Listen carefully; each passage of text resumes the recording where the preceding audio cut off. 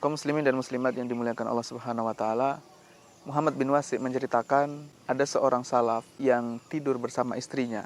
Bukan hanya satu kamar, bukan hanya satu ranjang, bahkan di bantal yang sama.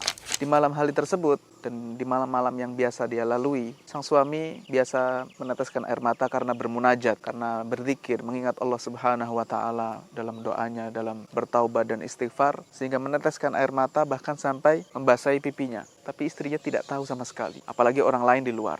Kemudian ada seorang ulama yang terkenal, Ayyub As-Sakhtiyani. Beliau memiliki kebiasaan melakukan qiyamul lail dari awal malam, pertengahan malam, bahkan menjelang subuh dilakukan. Tetapi uniknya beliau merahasiakan qiyamul lailnya dengan cara yang unik.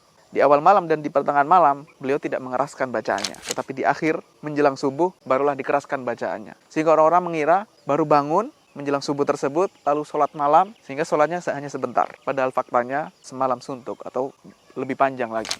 Nah, ini menjadikan kita perlu berpikir ulang. Target-target yang sudah kita rencanakan, ibadah-ibadah, amalan-amalan soleh, kebaikan-kebaikan yang kita rancang untuk bulan Ramadan ini, itu baik. Tetapi tidak semuanya dibuat story, di-share, overshare, semuanya disebarkan, diberitahukan orang-orang. Karena kita pun khawatir jangan sampai dan jangan-jangan itu hanya sekedar cerita saja yang tidak ada nilainya, tidak ada ruhnya. Hanya pencapaian yang ingin kita tunjukkan kepada orang lain. Padahal ibadah ini nilainya jauh lebih besar, yaitu untuk Allah Subhanahu wa taala.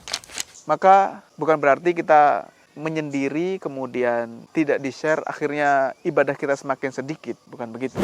Amalan ibadah yang memang bisa disembunyikan, maka sembunyikan.